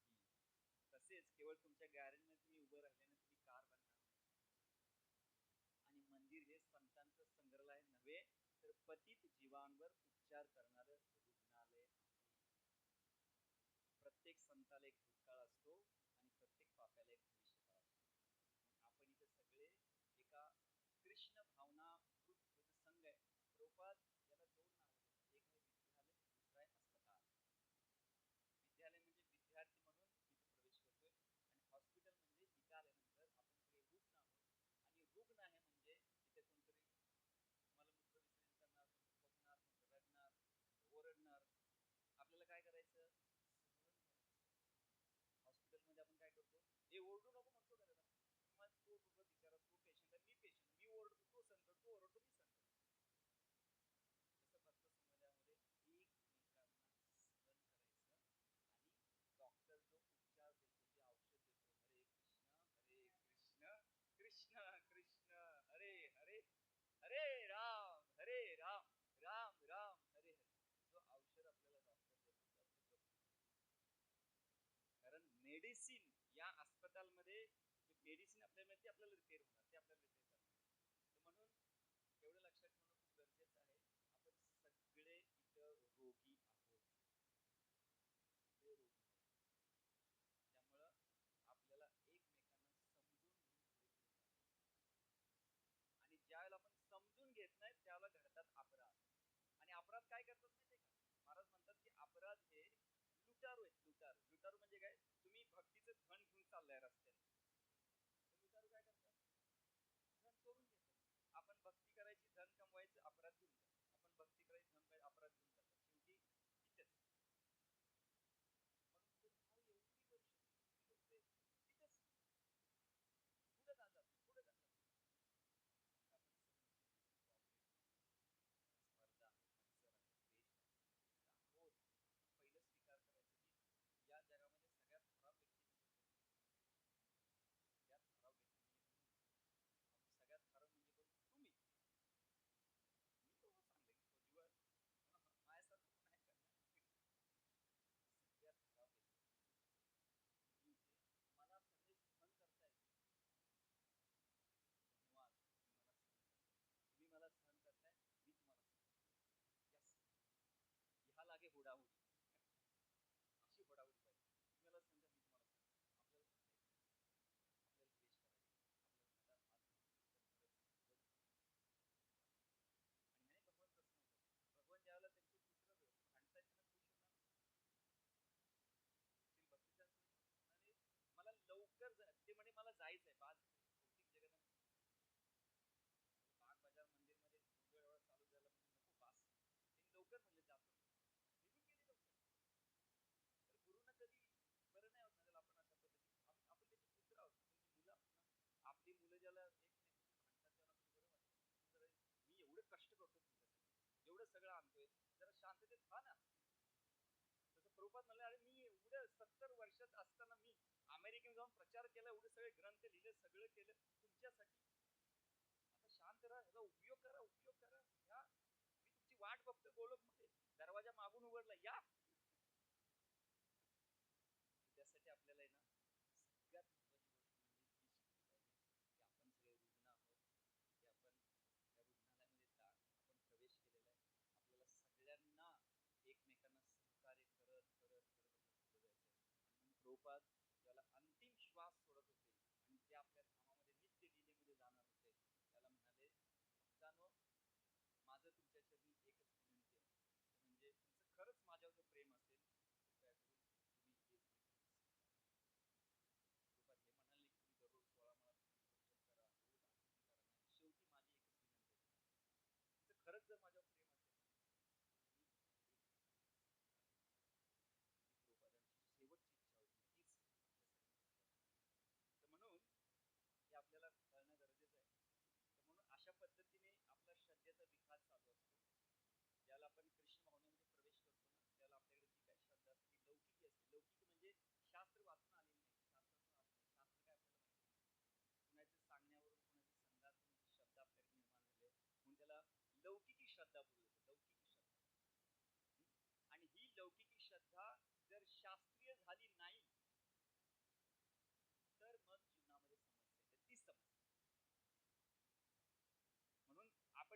असं केलं, त्यानं तसं केलं, तो असा बोलला, हा असा बोलला. हे काय, हे लौकिक आहे. ज्यावेळेला आपल्या जीवनामध्ये असं घडतं ना, आपण शास्त्र काय म्हणतं? तस्मात् शास्त्रमानं कार्य कार्य व्यवस्थित. शास्त्र काय बोलतं? अरे शास्त्र बोलतं सहन केलं पाहिजे. ताण तिष्ठतो भारता मात्रा स्पर्शास्तु कौंतेय शीतोष्ण सुख दुःखदा आगमापायन नित्य दान तिष्ठतो भारता.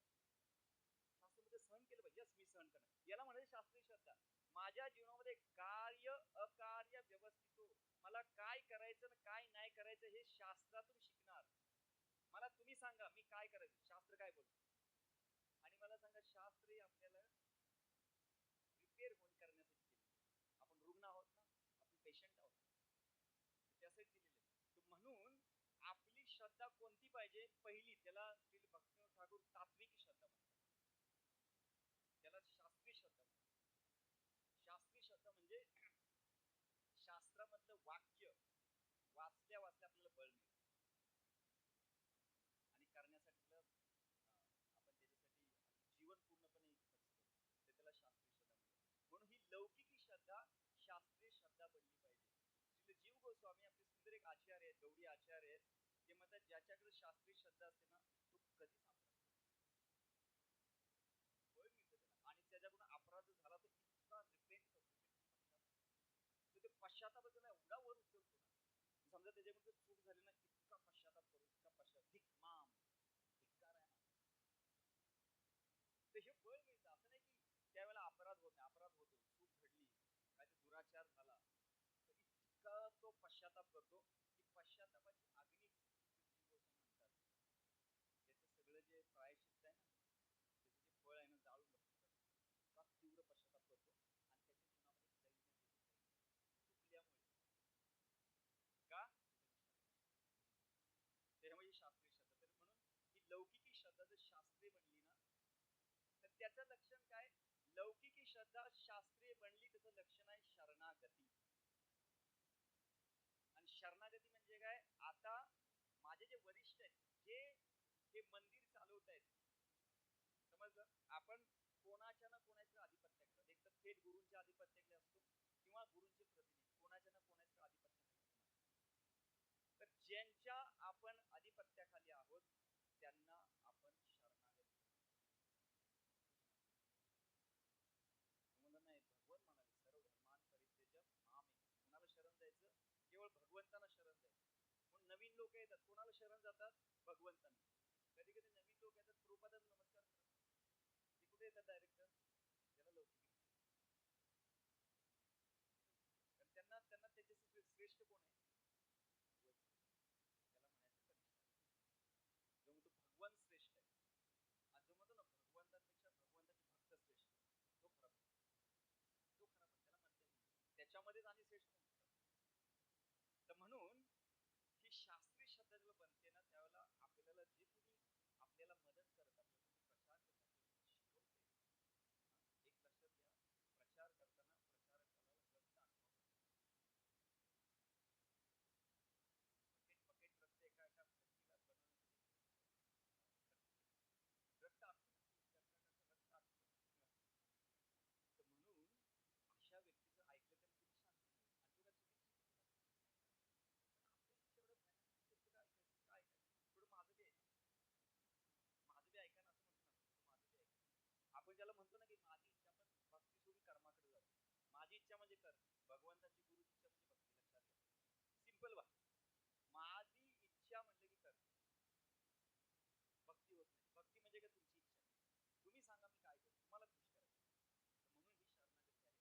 आणि ही शरणागती ज्याला आपण चांगलं पद घेतो त्यावेळेला चांगला साधू संघ, आणि त्या साधू संघामध्ये जी भजन क्रिया चालते त्याने अनर्थ निवृत्ती होते. केवळ हरिनामाने अनर्थ निवृत्ती होत नाही. हरिनाम हे भजन क्रिया बनलं पाहिजे. ते भजन क्रिया कधी बनतं? ज्याला पाहिजे साधूला पूर्ण शरणागत होतो, ज्याला साधूला शरणागत होऊन इति पुंसार्पित, ज्याला अर्पण होऊन ज्याला आपण हरिनाम करतो, ते भजन क्रिया बनतं, मग अनर्थ निवृत्ती होते. नाही तर अनर्थ निवृत्ती होत नाही. तर ते जे हरिनाम आहे ते आपल्याला शास्त्रीय श्रद्धेसाठी जी सुकृती आहे ते सुकृती देण्याचं कार्य करते. ती भक्ती होत नाही. भक्ती कधी होते? ज्याला आपण परिपूर्ण शरणागत होतो. आणि म्हणून श्री चैतन्य महाप्रभू आपल्याला शरणागती शिकवण्याचं काम, शिकाय शरण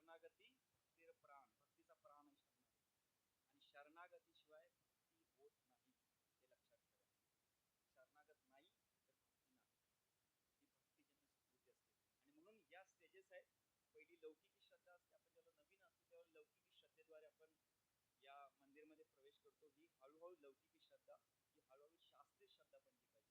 शास्त्रीय श्रद्धा म्हणजे आपण जे काही शिकतो ते शास्त्रातून शिकतो. म्हणून गुरुचं हे प्रथम कर्तव्य असतं, आपल्या शिष्यांना शास्त्रामध्ये प्रवीण करणे. म्हणून गुरुकुलमध्ये शास्त्र शिकवली जातात. बघा आपल्या संस्थेत भक्तिशास्त्री, भक्ती वैभव, भगवद्गीता अभ्यास वर्ग असे कोर्सेस आपण घेतो. प्रभुपादांनी छोटे छोटे बुक वाचायला देतो आपण. कशासाठी? तर शास्त्रामध्ये श्रद्धा निर्माण करण्यासाठी. तर ती शास्त्रीय श्रद्धा. तर अशा पद्धतीने हे स्तर आहेत. तर म्हणून शास्त्रीय श्रद्धा म्हणजे काय? आता पहा, आपण त्या श्रद्धेमध्ये प्रवेश करतोय. श्रद्धा तू अन्य उपाय वर्जम भक्ती उन्मुखी चित्त वृत्ती विशेष. तर साधू संगतीत भक्तीविषयी सतत श्रवण केल्याने मनुष्याची चेतना एका विशिष्ट उच्च स्तरावर पोहोचते. जेव्हा मनुष्याला ही जाणीव होते की कर्म ज्ञान अष्टांग योग इत्यादी गोष्टी जीवात्म्याला परम सत्याचा शाश्वत आशीर्वाद प्रदान करू शकत नाही आणि श्रीहरींच्या चरण कमळांचा एकाग्र भक्तीने आश्रय घेण्याव्यतिरिक्त जीवात्म्यासाठी दुसरा कोणताही पर्याय उपलब्ध नाही, केवळ तेव्हाच असे म्हणता येईल की त्या व्यक्तीमध्ये शास्त्र आणि गुरु यांच्या वचनांविषयी श्रद्धा आणि विश्वास खऱ्या अर्थाने विकसित झाला आहे. श्रद्धा शब्दे कर सुदृढ निश्चय, कृष्ण भक्ती केले सर्व कर्म कृत होय. आता भक्ती सोडून मी कोणत्याही अन्य मार्गाकडे जाणार नाही, हा गाढा विश्वास आतमध्ये बसतो. जेव्हा सकाळी आपण हरिनाम करतो ना, एकच कानामध्ये गुंत नाम एव केवलम. आता नाही, नाम एव केवलम. हा विश्वास ज्याला बसतो ना, नाम हेच आहे का, मग नामच आज जात, दुसरं जात नाही. पण तो विश्वास नसल्यामुळे नाम चालू आहे. हा ह्याला श्रद्धा म्हणून नामेव केवलम. म्हणून इथे हेच प्रभुपादांच्या मध्ये देत आहेत की खऱ्या अर्थाने साधूंच्या संघामध्ये राहून राहून राहून साधूंच्या हृदयामध्ये ती श्रद्धा आहे. म्हणून साधू श्रद्धा देतात, शास्त्र श्रद्धा देतो. शास्त्र साधारण प्रभुपाद म्हणाले, माझे तात्पर्य म्हणजे माझ्या काय स्पिरिच्युअल एक्सपिरियन्स त्याला आपण डायरेक्ट त्या शास्त्राला स्पर्श करतो ना, प्रभुपादाची श्रद्धा आपल्या हृदयामध्ये प्रवेश करते. ज्याला थेट एका साधूच्या संघामध्ये आपण ऐकतो ना, त्याची जी श्रद्धा हृदयामध्ये ना, ती श्रद्धा पूर्णपणे डाउनलोड केली जाते. म्हणून ते फिजिकल प्रॉक्सिमिटी खूप महत्वाची आहे. आणि म्हणून इथं म्हणलेलं आहे की श्रद्धा तो अन्य उपाय वर्ग. आता मी जीवनामध्ये दुसरा कोणताही उपाय घेणार नाही. ना कर्मयोग, ना ज्ञानयोग, ना ध्यान योग. हरेर नाम हरेर नाम हरेर नामेव केवलम कलो नास्ते. कर्मयोग आहे का? नाही. अष्टांग योग आहे का? नाही. ज्ञान योग आहे का? नाही. नामेव केवलम. आता दुसरा कुठलाही उपाय, काही होते जीवनामध्ये, काही होते, एकच मला काय करायचं आहे, केवळ नामाचा आश्रय घ्यायचा बस. हा जो विश्वास आहे ना, त्याला श्रद्धा म्हणतात. दुसरा विश्वास, दुसरं काय नाही, फक्त नाम, नामेव केवळ. तर हा एक वर्णन केलेलं आहे. आणि अशी ती असा म्हणजे भक्तांच्या संघामध्ये, आता हे खूप महत्वाचं आहे, भक्तांच्या संघामध्ये गेल्याने आपल्यामध्ये म्हणजे भक्तांचा सत्संग लाभल्याने आपल्याला श्रद्धा प्राप्त. ओके. पण भक्तांचा संघ कधी लाभतो, त्याचं वर्णन केलं. भक्तिस्तु भगवत भक्त संगेन परिजायते सत्संग प्राप्यते पूर्वी सुकृते पूर्व संचिते. तर जे काही आपण सुकृती कमवतोय भक्ताच्या संघामध्ये, जे काही सुकृती कमवतोय, जे काही हरिनाम जे काही करतो सुकृतीचं ना, अशी अनेक अनेक जन्मामध्ये सुकृती कमवल्यानंतर ती सुकृती ज्याला गाडी होते, त्यावेळेला एका शुद्ध भक्ताचा संघ आपल्याला प्राप्त होतो आणि त्याच्या प्रवचनातून आपल्या हृदयामध्ये गाढी श्रद्धा पूर्णपणे उकलवली जाते. हे पूर्व संचिते म्हणजे हे सुकृते पूर्व संचिते. अनेक अनेक जन्मांतर श्रद्धा बनण्यासाठी अनेक अनेक जन्म घ्यावे लागतात. ज्या जन्मात आपल्या हृदयामध्ये श्रद्धा बनली तो शेवटचा जन्म, तो शेवटचा जन्म. म्हणजे माझा जर मृत्यू हा जर 50व्या वर्षी असेल, 49 तर आता जर मला श्रद्धा मिळणं, पुढच्या वर्षीपर्यंत प्रेम मिळणं, काय एवढी शक्ती आहे श्रद्धेत. तर नाम आहे ना, नाम, एक शुद्ध नाम सगळं देऊ शकते, एवढी शक्ती आहे नामामध्ये. गरज नाही आपल्याला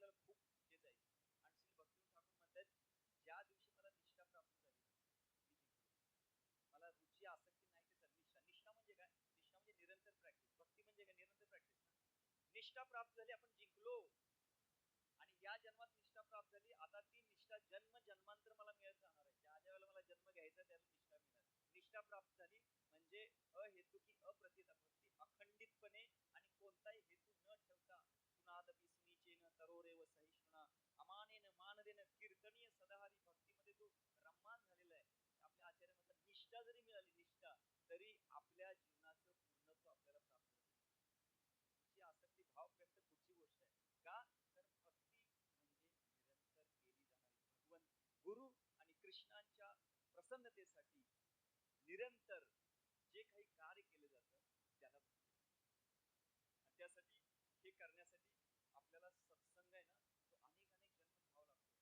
आणि तुम्हाला सांगतो जसं सकाळी भगवान बोलत होते ना आपण इस्कॉन मध्ये आलोय म्हणजे दोन गोष्टी घडलेल्या आहेत. एक म्हणजे आपण अनेक जन्मापासून प्रॅक्टिस केलेली आहे आणि दुसरं म्हणजे जर नसेल केली तर प्रभुपादांची कृपा झाली. आणि आपल्याला अशी संस्था मिळाली की एका जन्मात आपल्याला आपलं ध्येय प्राप्त होऊ शकतं. एका जन्मात एवढी चांगली संस्था मिळाली. फक्त आपल्याकडून गडबड काय होते एकच गडबड म्हणजे ते काय आहे वर्णन केलं जसं महाराज म्हणतात कृतज्ञतेच्या गर्भामध्ये भक्तीचा जन्म होतो. जर आपल्याकडे कृतज्ञता नसेल तर आपण आपलं कंप्लेनिंग नेचर चालू कंप्लेन करणं हे असं आहे ते तसं आहे तो तसं आहे मी असा मी हे नाही करणार त्याने तसं केलं मी असं नाही करणार त्याला का मिळालं मला नाही मिळालं मलाही पाहिजे कंप्लेनिंग ज्याच्याकडे कृतज्ञता आहे ना तो ऍज इट इज एक्सेप्ट करतो ठीक आहे जे मिळालं ते मिळालं.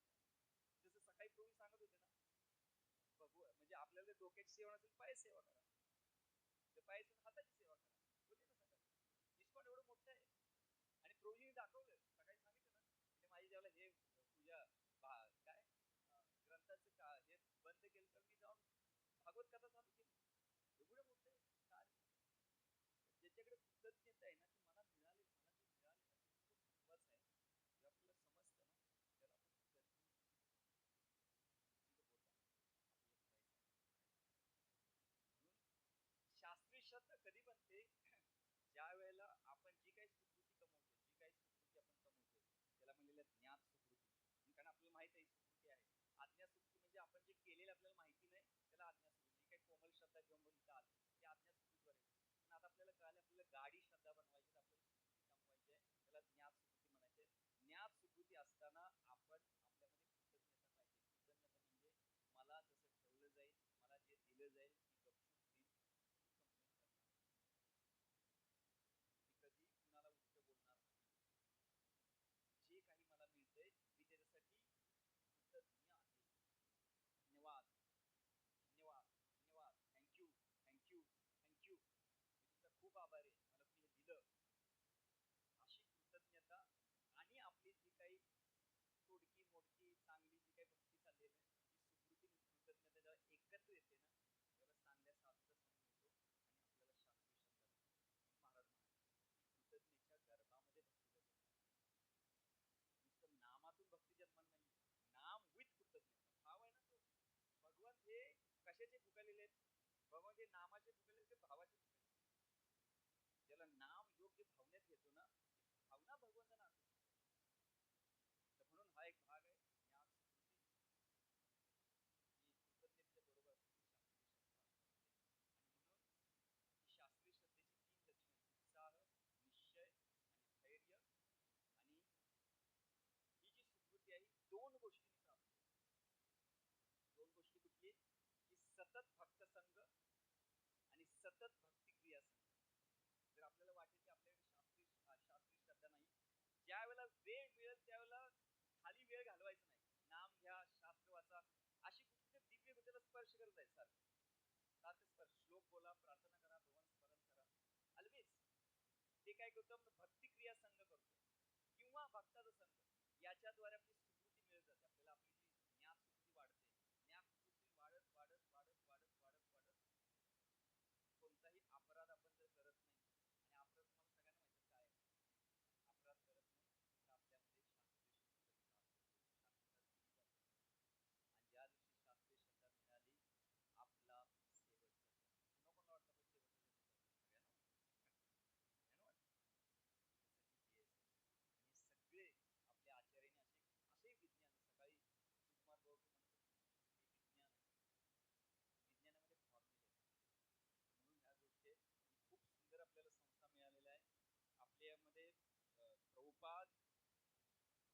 स्वरूपात लाभलेले आहेत ना, हेच एक आपली मोठी कृपा आपल्याला मिळते.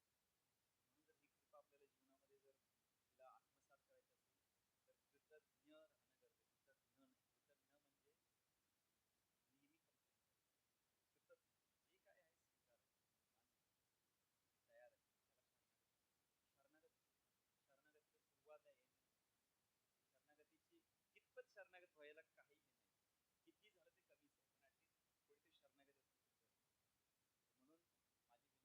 तर म्हणून माझी विनंती आहे की या साधू संत रिट्रीटमध्ये गुरुजी खूप सुंदर हे सगळं करत आहेत.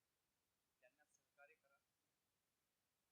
आणि मला एवढं कळतं की एक भक्त आपली भक्ती वाढवण्यासाठी एवढा प्रयत्न करतोय.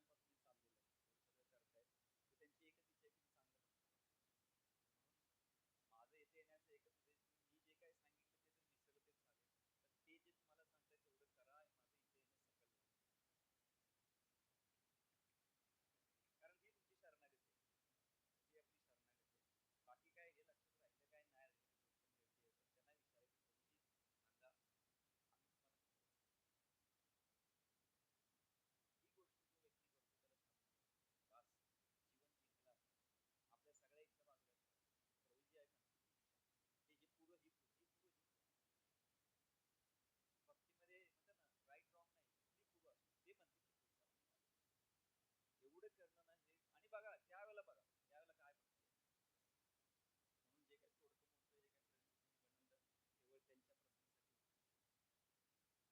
आणि जे काही माझे या काही वर्षांमध्ये जे काही अनुभव आहेत मी बोलत होतो. माझ्याकडं भक्ती निश्चित नाहीये.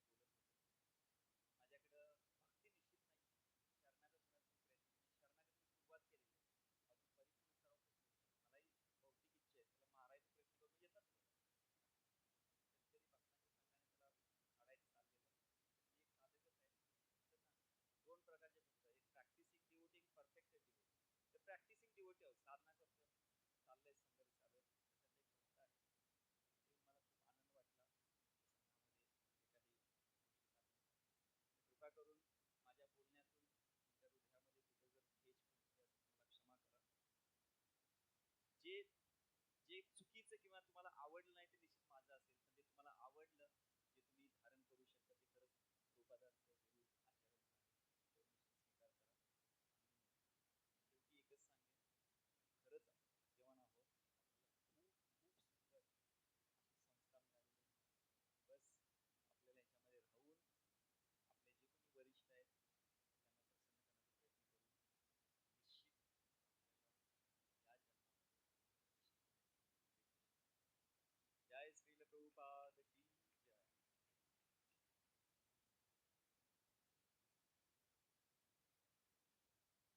कारण आता सध्या आहे ना गुरुजी, आता सध्या आहे ना, मी कृतज्ञता का शब्द तिथे वापरला नाही.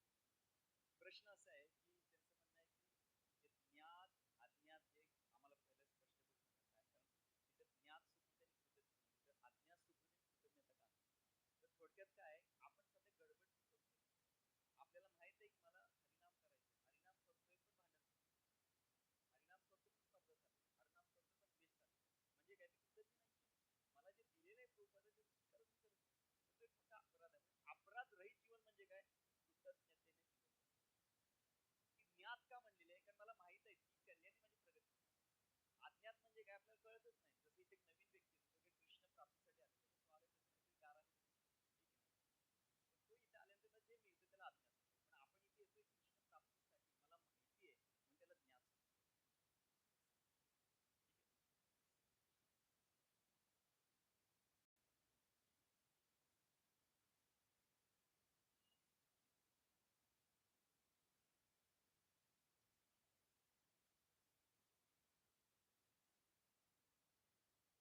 हरे कृष्ण.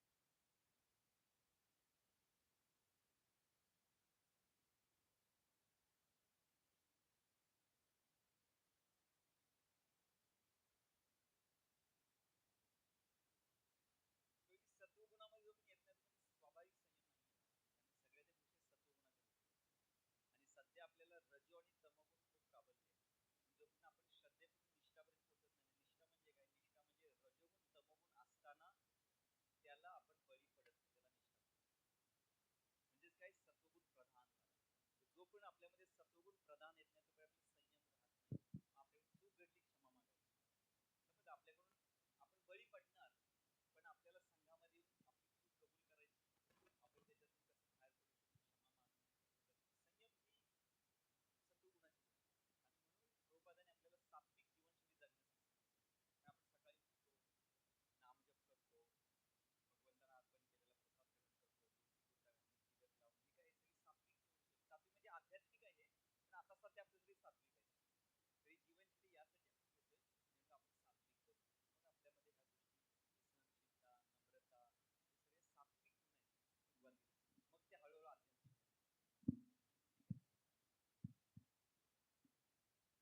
ज्या ज्या तुमच्यासाठी जे कोणी मंदिराने काही भक्त नेमलेले असतात ना, त्यांच्यासमोर जाऊन आपण त्यांना सांगितलं पाहिजे की माझ्याकडून ही गुरु अवस्था चुकली आहे, तुमच्यासमोर प्रार्थना केली पाहिजे. तुम्हाला सिंपल फॉर्म्युला सांगतो ना, आपली इमिजिएट ऑथॉरिटी